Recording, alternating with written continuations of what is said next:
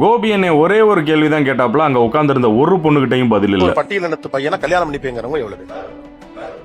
என்ன ஒரு மயான அமைதி. இந்த ஷோவை பார்க்கும்போது ஒரு 5 பேராவது நான் பண்ணிக்குவேன் அப்படின்னு சொல்லுவாங்கன்னு நினைச்சேன். அட்லீஸ்ட் இன் கேஸ் நான் லவ் பண்ணா பண்ணுவேன் சார் அப்படின்னு ஒரு ஆளாவது சொல்லுவாங்க நான் நினைச்சேன். அதுல ஒரு பொண்ணு கூட வாயை திறக்கல. அதுல ஒரு புள்ளையெல்லாம் சிரிக்கிற அளவுக்கு கோபி என்ன ஒன்னும் காமெடியா கேட்கல. நீங்க யார மாடர்ன் இல்லைன்னு சொல்றீங்க? ஒருத்தர் கூட கை தூக்கலையே. இதுல இந்த உட்கார்ந்திருந்த பொண்ணுங்களாம் மாடனை பத்தி பேசிட்டு இருந்துச்சு கொஞ்ச நேரத்துக்கு முன்னாடி. அந்த அண்ணன் இந்த கேள்வியை கேட்கறதுக்கு முன்னாடி வர கிராமத்தை விட்டு வெளியில வந்துடணும்னு சொன்னீங்களே, ஏன் ஜாதியில இருந்து வெளியில வர மாட்டேங்கிறீங்க?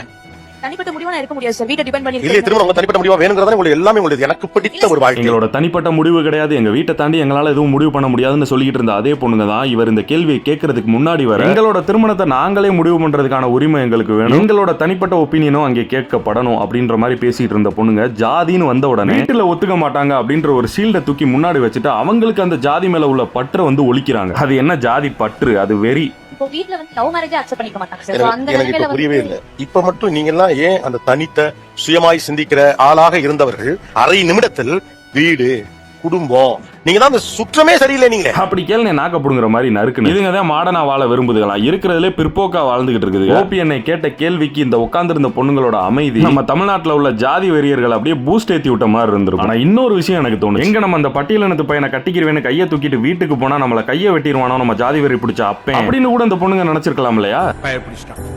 எல்லாம் டெக்னாலஜி.